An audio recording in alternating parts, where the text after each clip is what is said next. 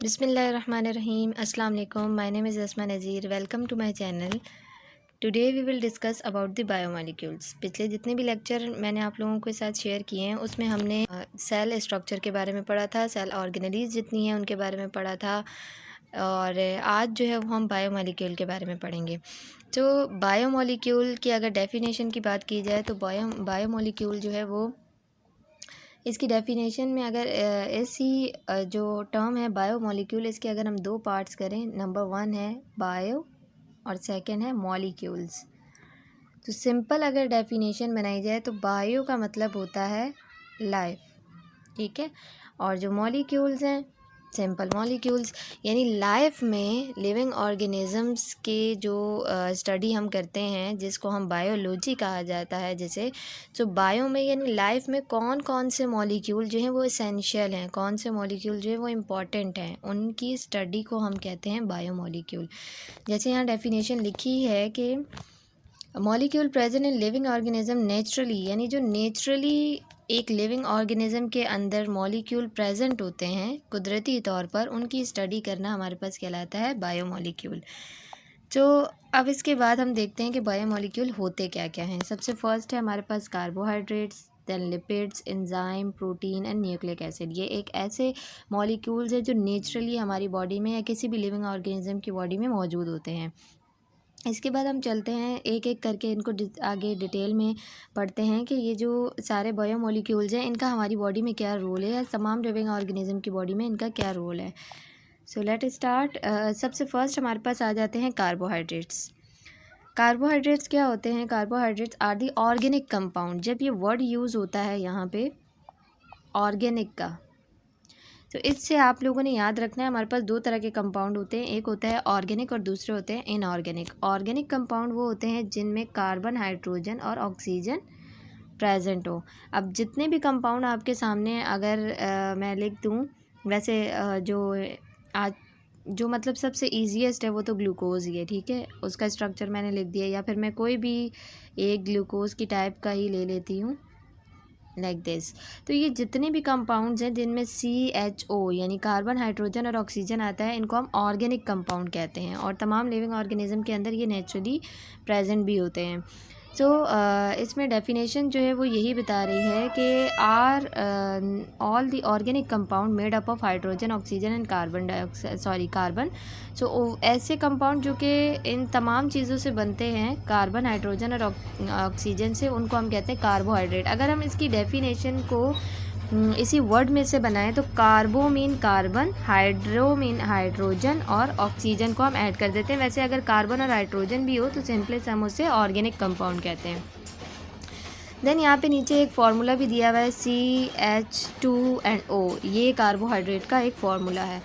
इसके बाद इन्होंने कुछ फंक्शंस बताए हैं कि कार्बोहाइड्रेट जो है उसका फंक्शन क्या क्या होता है। नंबर 1 इन्होंने कहा कि ये प्राइमरी सोर्स होता है एनर्जी का। अगर MCQs आ जाए कि लिविंग ऑर्गेनिज्म में जो प्राइमरी सोर्स है और एनर्जी का वो क्या है, तो वो कार्बोहाइड्रेट्स हैं, और ये प्ले करते हैं important role in the physiological process. जितने भी फिजियोलॉजिकल प्रोसेस होते हैं, यानी हमारी बॉडी में फिज़िकल जो भी एक्टिविटीज़ हो रही हैं, उनमें ये बहुत ज़्यादा इंपॉर्टेंट रोल प्ले करते हैं। इसके बाद हम आ जाते हैं इसकी टाइप्स पर। There are 2 types of carbohydrates. Number 1 is simple and number 2 is complex. Name से ही हम अंदाज़ा लगा रहे हैं, सिंपल यानी नॉर्मली सिंपल कंपाउंड्स होंगे, और जो कॉम्प्लेक्स हैं उनमें एक कॉम्प्लेक्सिटी पाई जाएगी। अब जो सिंपल है उनको 2 टाइप्स में डिवाइड किया गया है। नंबर 1 है मोनोसैकेराइड और नंबर 2 है डाइसैकेराइड्स। मोनोसैकेराइड अगर वर्ड में देखा जाए, मोनो का मतलब होता है 1, ठीक है। अब उसमें आगे हम इनकी डिटेल में टाइप्स भी डेफिनेशन भी पढ़ेंगे। सो मोनोसैकेराइड में 3 कंपाउंड आ जाते हैं, ग्लूकोज, फ्रक्टोज एंड गैलेक्टोज। जबकि जो डाइसैकेराइड है, डाई मीन 2, डाइसैकेराइड में यानी ऐसे मॉलिक्यूल जो कि 2 शुगर्स को कंबाइन किया जाता है और उनसे ये बनते हैं, और मोनोमीन यानी 1 ही शुगर का कंपाउंड जो है, या कार्बन, हाइड्रोजन और ऑक्सीजन मिलकर एक कंपाउंड बनाते हैं, और इसमें आ जाता है माल्टोज, लैक्टोज एंड सुक्रोज। इसके अलावा जो पॉलीसैकेराइड है, पॉली मीन होता है बहुत से, many molecules are combined together to form a polysaccharide. तो मैनी मॉलिक्यूल नहीं कह सकते बल्कि मैनी मोनोसेकेराइड्स, यानी ये जो दो हमारे पास बनती हैं डाइसेकेराइड और पॉलीसेकेराइड, ये मोनोसेकेराइड की कॉम्बिनेशन से, जैसे अगर एक मोनोसेकेराइड और दूसरा मोनोसेकेराइड ये दो मिलकर एक कंपाउंड बना रहे हैं तो वो हमारे पास होता है डाइसेकेराइड। लेकिन अगर दो से ज़्यादा मोनोसेकेराइड मिलकर एक कंपाउंड तैयार करते हैं तो वो होता है पॉलीसेकेराइड। और इसमें हमारे पास क्या क्या है, स्टार्च है, फाइबर्स है, ग्लाइकोजन है। फाइबर्स यानी सेलुलोज, जो मैंने आप लोगों को बताया था, जिससे सेल वॉल बनती है। तो अब हम आगे इनको ज़रा डिटेल में डिस्कस करते हैं। जी, सबसे पहले है हमारे पास मोनोसेकेराइड। मोनोसेकेराइड क्या है, सिंपलेस्ट फॉर्म ऑफ कार्बोहाइड्रेट्स, यानी ये कार्बोहाइड्रेट की सिंपलेस्ट फॉर्म होती है, ठीक है। कंसिस्टिंग सिंगल शुगर मॉलिक्यूल, जैसे मैंने आप लोगों को बताया भी कि मोनो मीन है one and saccharide mean sugar, यानी एक ऐसा कंपाउंड, एक ऐसा कार्बोहाइड्रेट जिसमें सिर्फ एक सिंगल मॉलिक्यूल ऑफ शुगर जो है वो मिलकर एक कंपाउंड तैयार कर देता है, उसको हम कहते हैं मोनोसेकेराइड, और ये सिंपलेस्ट फॉर्म होती है। इसके अलावा ये बिल्डिंग ब्लॉक ऑफ कॉम्प्लेक्स होता है। क्यों? क्योंकि मोनोसेकेराइड से ही, यानी एक जो सेकेराइड का मॉलिक्यूल है शुगर का, उसी से ही आगे दूसरे जितने भी कार्बोहाइड्रेट्स हैं वो डेवलप होते हैं। कैसे? डाइसेकेराइड, पॉलीसेकेराइड, ये सब किससे बनेंगे? मोनोसेकेराइड से। और इसको हम बेस भी कह सकते हैं, ठीक है, बिल्डिंग ब्लॉक भी कह सकते हैं, बेस भी कह सकते हैं, बेसिक यूनिट भी कह सकते हैं कार्बोहाइड्रेट्स का। इसके अलावा play a crucial role in the physiological process, ये हम पढ़ चुके हैं, क्योंकि तमाम जो कार्बोहाइड्रेट्स हैं वो फिजियोलॉजिकल प्रोसेस में बहुत ज़्यादा इंपॉर्टेंट रोल प्ले करते हैं। इसके अलावा यहाँ पर कुछ टर्म्स यूज़ हुई हैं कि अगर कार्बन जो है वो 3 कार्बन हो, यानी किसी भी आप ग्लूकोज में तो 6 कार्बन होते हैं, लेकिन अगर आपके पास कोई ऐसा फार्मूला आता है जिसमें कार्बन 3 हैं तो उसको हम कहते हैं ट्राइओस शुगर, ठीक है। लेकिन अगर किसी शुगर में कार्बन 5 है, कार्बन 5, हाइड्रोजन 10 और ऑक्सीजन 5, कार्बन और ऑक्सीजन की जो मॉलिक्यूल्स हैं वो सेम होते हैं, हाइड्रोजन के जो हैं वो कार्बन और ऑक्सीजन से डबल हो जाते हैं। तो ये जो 5 कार्बन का है इसको हम कहते हैं पेंटोस, और जो 6 कार्बन का है उसको कहते हैं हेक्सोस, ठीक है। ये याद रखना है आपने, ट्राइओस, पेंटोस, हेक्सोस। इसके अलावा ये जो मोनोसेकेराइड्स हैं ये सॉल्युबल होते हैं वाटर में, ठीक है, इनकी ये भी क्वालिटी होती है कि ये सॉल्युबल हो जाते हैं वाटर के अंदर। अब इसके बाद सम फार्मूलाज बताए गए हैं, या फिर सम आगे जो इसके मोनोसेकेराइड की टाइप्स हैं, या कहें कि मोनोसेकेराइड कौन कौन से हैं, वो आगे आप लोगों को यहाँ पे डिस्क्राइब किए गए हैं। 3 तरह के होते हैं, एक होता है ग्लूकोज, दूसरा है फ्रैक्टोज और तीसरा होता है ग्लैक्टोज, जिनको मैं अभी फार्मूले के ज़रिए भी आप लोगों को बताऊंगी। पहले हम ग्लूकोज और फ्रैक्टोज का ज़रा डिफरेंस देख लेते हैं, क्योंकि ग्लूकोज और फ्रैक्टोज दो ऐसे कार्बोहाइड्रेट्स हैं, मोनोसेकेराइड्स हैं, जिनमें सिर्फ और सिर्फ फार्मूले का डिफरेंस होता है, यानी जिस तरह उनका फार्मूले का स्ट्रक्चर है वो उनका डिफ़र करता है, और लेकिन इनके फंक्शन सेम्स होते हैं। जैसे यहाँ पे लिखा है कि ग्लूकोज हैविंग एल्डिहाइड ग्रुप, सबसे पहला डिफरेंस क्या है कि ग्लूकोज का जो फार्मूला होगा उसमें एल्डिहाइड का ग्रुप मौजूद होता है, जबकि जो फ्रैक्टोज है उसमें कीटो ग्रुप मौजूद होता है। अब कीटो ग्रुप क्या है? C+O, इसको हम कहते हैं कीटो ग्रुप, और एल्डिहाइड होता है CHO, या फिर हम ये भी कह सकते हैं C+O NH, ये होता है एल्डिहाइड और ये होता है कीटो ग्रुप। तो इनके स्ट्रक्चर में क्या डिफरेंस होता है कि ग्लूकोज में एल्डिहाइड ग्रुप अटैच होता है, और जो फ्रैक्टोज है उसमें कीटो ग्रुप अटैच होता है। इसके अलावा नेक्स्ट इन्होंने क्या कहा है कि इसको हम ग्लूकोज को ब्लड शुगर भी कहते हैं। ज़ाहिर सी बात है, हमारे ब्लड में जो शुगर बनता है उसको हम ग्लूकोज ही कहते हैं, ठीक है। इसके अलावा जो फ्रक्टोज है ये फ्रूट वगैरह और हनी वगैरह में ये मौजूद होता है। और थर्ड पॉइंट ये है present in food, bread, pasta वगैरह, इनमें ये ग्लूकोज प्रेजेंट होता है। और जो फ्रक्टोज है ये क्या करता है? Metabolize in liver and provide energy, यानी जो मतलब ग्लूकोज को तोड़कर ये एनर्जी प्रोवाइड करता है, किसी भी कंपाउंड को तोड़कर ये एनर्जी प्रोवाइड करता है। इसके बाद हम ज़रा इसका स्ट्रक्चर देख देते हैं। जी, यहाँ पर आप लोगों को स्क्रीन पर दिख रहा होगा कि ये जो 3 स्ट्रक्चर हैं, नंबर 1 हमारे पास है ग्लूकोज, नंबर 2 है ग्लैक्टोज और नंबर 3 है फ्रैक्टोज। ये जो तीनों स्ट्रक्चर हैं इनमें डिफरेंस क्या है, हम डिफरेंस देख लेते हैं। इसमें अगर हम सबसे पहला डिफरेंस देखें तो ये है, एक मिनट, जी, सबसे पहला डिफरेंस अगर हम देखें तो उसमें यहाँ पर CHO बना है। अगर हम यहाँ देखें तो ये मैंने आपको बताया था एल्डिहाइड ग्रुप होता है, जिसको हम इस तरह भी लिख सकते हैं CHO, या फिर हम लिख सकते हैं C double bond O, sorry C double bond ONH। ठीक है, तो ये जो एल्डिहाइड ग्रुप है ये ग्लूकोज और ग्लैक्टोज में होता है, लेकिन अगर हम फ्रक्टोज के स्ट्रक्चर की बात करें तो यहाँ पर देखें आपके पास कीटो ग्रुप है, यानी C डबल बॉन्ड O है, और तमाम स्ट्रक्चर इनका सेम होता है। और थोड़ा सा डिफरेंस यहाँ पर भी है, अगर आप एक का फार्मूला याद कर लेंगे तो आपको तीनों के फार्मूले अच्छे से क्लियर हो जाएंगे। यहाँ पर क्या डिफरेंस है कि इसका जो कार्बन नंबर 1 है, 2 है, 3 है एंड 4, कार्बन नंबर 4 पर जो OH ग्रुप होता है वो ग्लूकोज में राइट साइड पर होता है, लेकिन ग्लैक्टोज में वो लेफ़्ट साइड पर मौजूद होता है। ये डिफरेंस ग्लूकोज और ग्लैक्टोज का है, जबकि फ्रक्टोज में ऐसा नहीं है। फ्रक्टोज में सेम जैसे ग्लूकोज का है उसी तरह OH जो है वो राइट साइड पर मौजूद होता है। सो ये डिफरेंस याद करते हुए आप ये फार्मूला याद कर सकते हैं। इसके बाद हमारा जो नेक्स्ट है वो है डाइसेकेराइड का। डाइसेकेराइड क्या होता है? डाई मीन होता है two and saccharide mean sugars, यानी टू जो कार्बोहाइड्रेट शुगर्स होते हैं वो मिलकर एक डाइसेकेराइड बनाते हैं। अब टू कौन से? मोनोसेकेराइड। ये मैंने अभी बात की थी कि मोनोसेकेराइड जो वो बेसिक एक बिल्डिंग ब्लॉक है जो कि तमाम आगे शुगर्स को डेवलप करता है।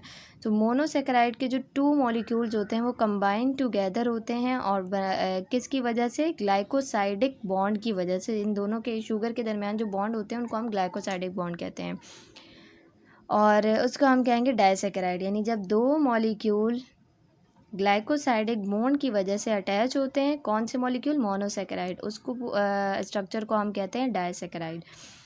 अच्छा जी, इसके अलावा और इसमें क्या बताया है कि during hydration process remove water, यानी ये जो डाइसेकेराइड होते हैं जब हाइड्रेशन का प्रोसेस होता है तो उस प्रोसेस के दौरान ये वाटर जो है वो रिमूव आउट करवाते हैं। इसके अलावा play important role in diet, ठीक है, और सॉल्युबल इन वाटर, ये भी वाटर में सॉल्युबल होते हैं। जिस तरह मोनोसेकेराइड, जाहिर सी बात है ये मोनोसेकेराइड से ही बने हैं और मोनोसेकेराइड जो है वो वाटर सॉल्युबल होते हैं। इसके अलावा इनकी 3 टाइप्स बताई गई हैं यहाँ पर। सबसे फर्स्ट है हमारे पास लैक्टोज, सेकेंड है सुक्रोज और तीसरी है माल्टोज। लैक्टोज जो होता है वो बना होता है ग्लूकोज और ग्लैक्टोज के मिलने से, ठीक है। सुक्रोज जो है वो ग्लूकोज और फ्रक्टोज के मिलने से बनता है, और माल्टोज जो है वो ग्लूकोज और ग्लैक्टोज के मिलने से बनता है। यानी लैक्टोज और माल्टोज जो है वो दोनों ग्लूकोज और ग्लैक्टोज के मिलने से बनते हैं। लेकिन हम इनके स्ट्रक्चर में देख लेंगे कि क्या डिफरेंस होता है इनके फॉर्मूले में। इसके अलावा ये लैक्टोज जो है वो मिल्क और डेयरी प्रोडक्ट में मौजूद होता है, ठीक है, और जो सुक्रोज़ है वो टेबल शुगर वगैरह में पाया जाता है, या इसको टेबल शुगर भी कहा जाता है। इसके अलावा माल्टोज जो है वो डाइजेशन में हेल्प करता है स्टार्च की। और इसके अलावा लैक्टोज जो है वो कन्वर्ट करता है, सॉरी लैक्टोज नहीं, लैक्टेज एक तरह का एंजाइम होता है, लैक्टेज। और आपने ये याद रखना है कि जब भी किसी वर्ड के एंड में एज का वो आ जाते हैं अल्फ़ाबेट ASE, तो उसको हम एंजाइम कहते हैं। तो एंजाइम का काम होता है किसी चीज़ की ब्रेक डाउन करना। तो लैक्टेज जो है वो कन्वर्ट करता है लैक्टोज को मोनोसेकेराइड्स में, ठीक है, वो छोटे छोटे टुकड़ों में इसको डिवाइड कर देता है। जबकि हमारे पास जो इधर अनदर पॉइंट है सुक्रोज का, वो है provide energy by the break down, यानी ये जब ब्रेक डाउन होता है सुक्रोज तो ये एनर्जी प्रोवाइड करता है। और जो माल्टोस है वो मौजूद होता है प्लांट के सीड में, जितने भी प्लांट सीड्स होते हैं उनमें माल्टोस मौजूद होता है।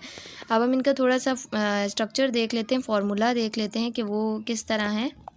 अच्छा जी, यहाँ पे सबसे पहला है हमारे पास सुक्रोज, जिसकी हमने बात की थी कि ये बनता है ग्लूकोज और फ्रक्टोज के कॉम्बिनेशन से।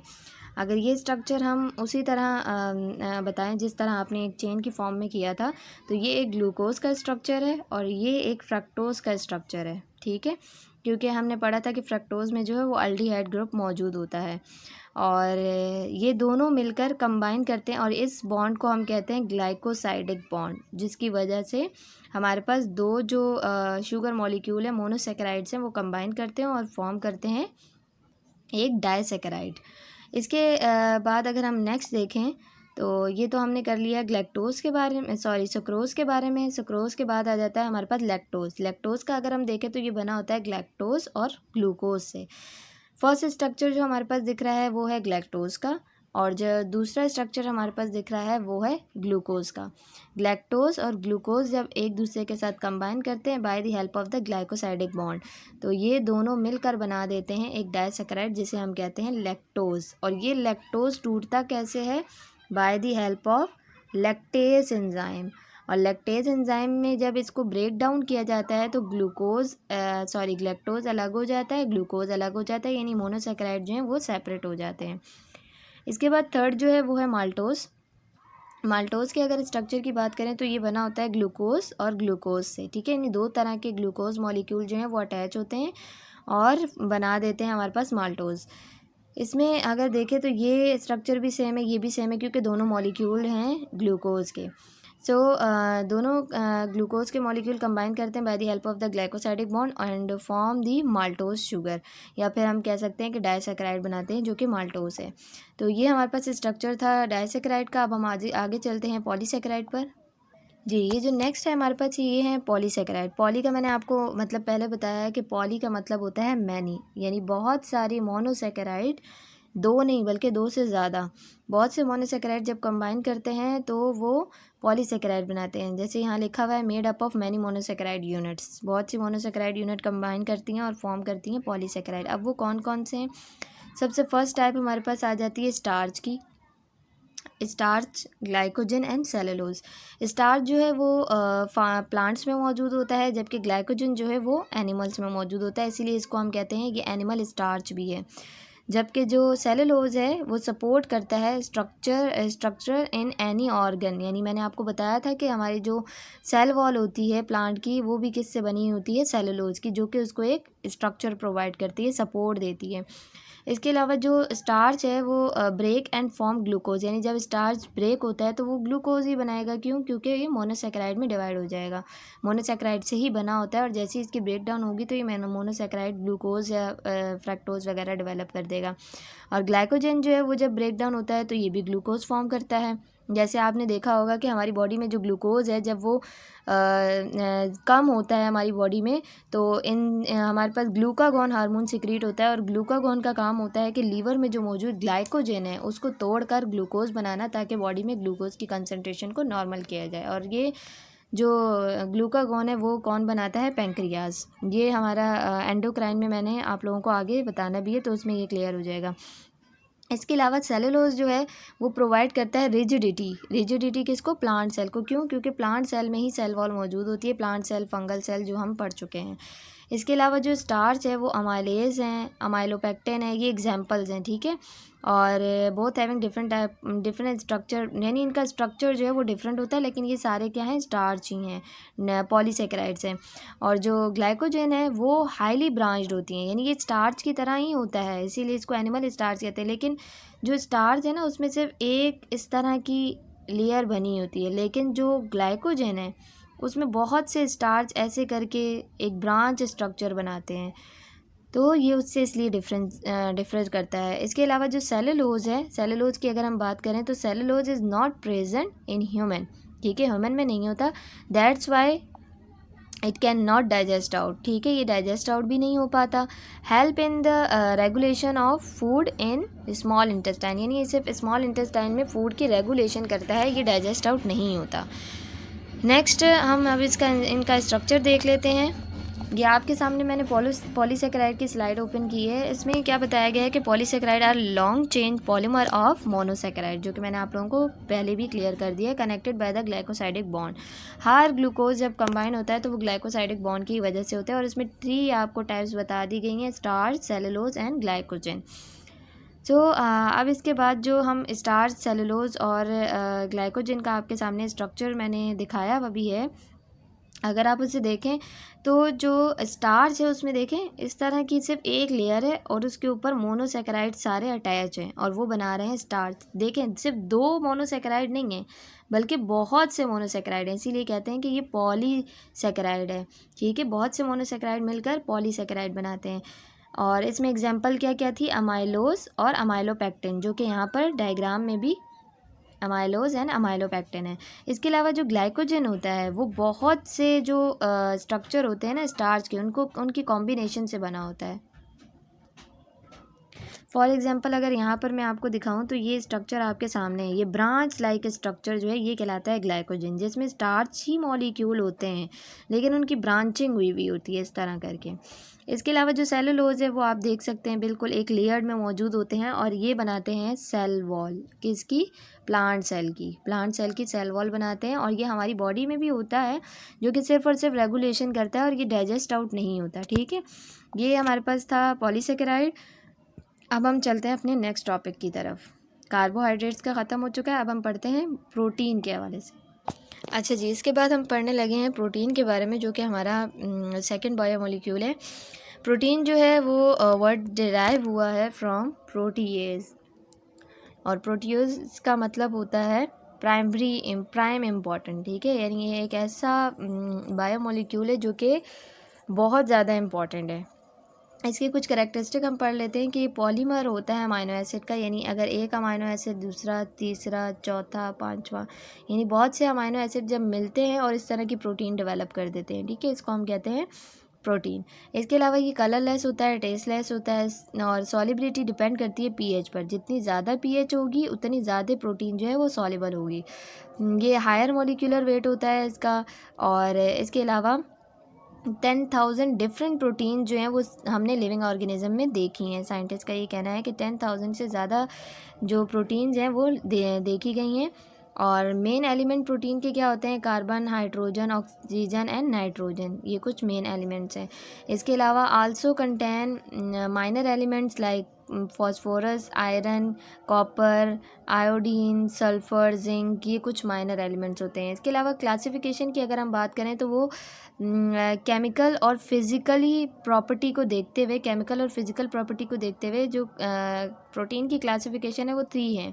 Simple protein, compound protein and drive protein. Simple protein क्या होती है, जिसमें सिर्फ एक ही टाइप के अमाइनो एसिड हों, यानी ऐसा ना हो कि डिफरेंट अमाइनो एसिड मिलकर एक प्रोटीन बना रहे हैं। तो सेम टाइप के अमाइनो एसिड मिलकर एक प्रोटीन डेवलप करते हैं, वो होती है सिंपल प्रोटीन। जैसे एग्जांपल दिए एल्ब्यूमिन, ग्लोबुलिन, कोलेजन्स, ये सब जो है वो कोगुलेशन प्रोटीन्स होती हैं जो कि कोगुलेशन में हेल्प करती हैं।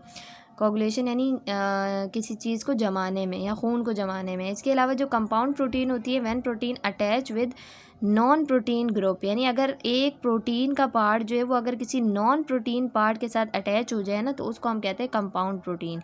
और इसकी एग्जांपल क्या दी गई है, फास्फोप्रोटीन और लिपोप्रोटीन। ठीक है, आपको पता है कि कोई भी मैंने सेल मेम्ब्रेन में आप लोगों को बताया था कि अगर किसी भी स्ट्रक्चर के ऊपर जो एक प्रोटीन मौजूद होती है उसके ऊपर अगर कार्बोहाइड्रेट का स्ट्रक्चर आकर जुड़ जाए तो वो बना देता है लिपोप्रोटीन। अगर लिपिड होगा तो लिपोप्रोटीन बनेगा। अगर किसी ग्लूकोज के ऊपर आकर कोई कार्बोहाइड्रेट अटैच हो जाएगा तो वो ग्लाइकोप्रोटीन होगा। तो इसी तरह की ये बताया मैं कंपाउंड प्रोटीन क्या होती हैं।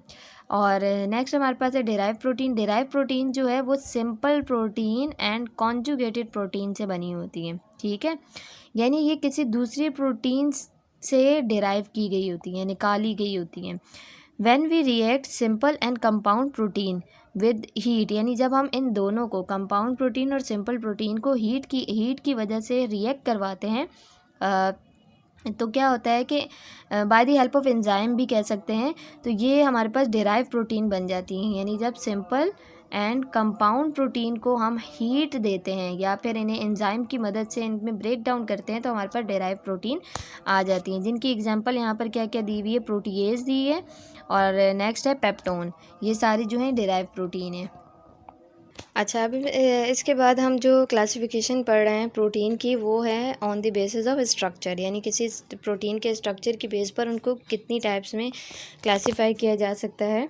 3 होती हैं, एक है प्राइमरी, दूसरी है सेकेंडरी और तीसरी है टर्शरी।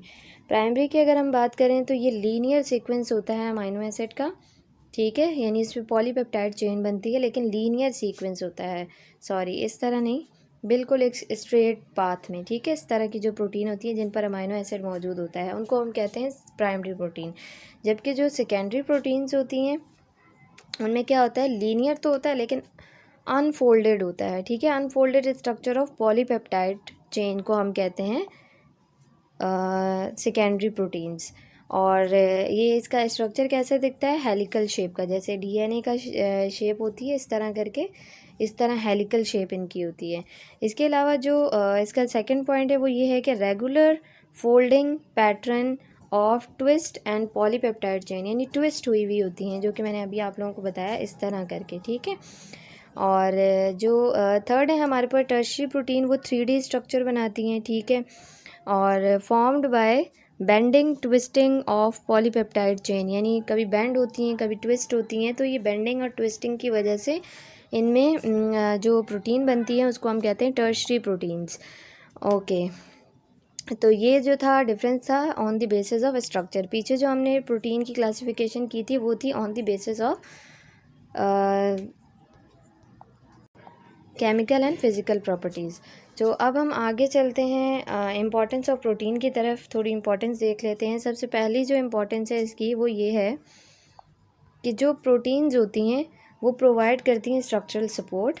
सेकंड चीज़ ये है कि एंजाइम्स आर स्पेशलाइज्ड प्रोटीन, ठीक है। थर्ड ये है कि help in transformation of molecule और ions into and out of the cell. जो हमने सेल मेम्ब्रेन में प्रोटीन्स पढ़ी थी, काफ़ी सारे प्रोटीनियस चैनल थे, उनका क्या काम था कि सेल के अंदर किसी चीज़ को जाने में हेल्प आउट करना। ऐसे मॉलिक्यूल जो बड़े हैं जो कि हाइड्रोफिलिक एंड से इंटर नहीं हो पा रहे थे, तो प्रोटीन का काम ये भी होता है। इसके अलावा एंटीबॉडीज़ को रिकग्नाइज़ करना, फॉरेन, ये एंटीबॉडीज़ होती हैं जो कि रिकग्नाइज़ करती हैं फॉरेन पार्टिकल को, यानी जो एंटीबॉडीज़ होती हैं इस तरह का एक एंटीबॉडी का स्ट्रक्चर होता है। ये एंटीबॉडीज़ मौजूद होती हैं हमारे इम्यून सिस्टम में और इनका काम होता है, ये भी प्रोटीनियस स्ट्रक्चर होता है इनका काम होता है कि ये फॉरेन पार्टिकल जो बाहर से कोई एंटीजन वगैरह आ गया है जो हमारी बॉडी को डिस्ट्रॉय करने वाला है, तो ये उन्हें डिस्ट्रॉय कर देती हैं। इसके बाद अगला पॉइंट है कि इवॉल्व इन सिग्नलिंग पाथवे, यानी जो सिग्नलिंग पाथवे होता है, जैसे हमारी बॉडी को जो सिग्नल जाता है ब्रेन की तरफ या ब्रेन से अगेन फिर इफेक्टिव ऑर्गन की तरफ आता है, तो उसमें भी प्रोटीन इन्वॉल्व होती हैं। Act as a regulatory protein के तौर पर भी एक्ट करती हैं। और इसके अलावा कॉन्ट्रैक्टाइल प्रोटीन भी होती हैं कुछ, जो कि एक्टिन और मायोसिन होती हैं। जैसे हमारे जो मसल्स हैं उनमें एक एक्टिन प्रोटीन होती है, एक मायोसिन प्रोटीन होती है, और इन दोनों प्रोटीन का काम होता है मसल की कॉन्ट्रैक्शन करवाना। अगर ये प्रोटीन्स ना हो तो हमारे मसल की कॉन्ट्रैक्शन नहीं होगी, हम मूवमेंट नहीं कर पाएंगे। और इसके अलावा ये एनर्जी रिसोर्स भी है, यानी एनर्जी का एक सोर्स है। और सेकंड चीज़ इसमें क्या है कि प्रोटीन जो है वो enzyme saturation enzyme break protein and give energy, यानी ये किस तरह एनर्जी का सोर्स है कि जब एंजाइम जो ब्रेक करता है प्रोटीन्स को तो उससे हमें एनर्जी मिलती है। जैसे ग्लूकोज जो है वो जब ऑक्सीजन की प्रेजेंस पे टूटता है तो इसमें भी बहुत से एंजाइम इन्वॉल्व होते हैं जिसकी मदद से हमें एटीपी मिलती है। नेक्स्ट चीज़ हमारे पास है एक्ट एज अ बफर, ये बफर की तरह भी एक्ट करता है। बफर वो होते हैं जो कि पीएच को मेंटेन करते हैं, ठीक है। अब इसके बाद हम आगे देखते हैं, आगे जो हमारा टॉपिक है वो है लिपिड एंड फैट के बारे में। तो लिपिड और फैट के बारे में इंशाल्लाह हम अगले लेक्चर में आपको बताएंगे डिटेल में। अगर आपका जो ऊपर सारे हमने बायोमॉलिक्यूल पढ़े हैं, अगर उसमें कोई भी क्वेश्चन है आपका तो आप कमेंट सेक्शन में पूछ सकते हैं। Thank you so much. अल्लाह हाफिज़।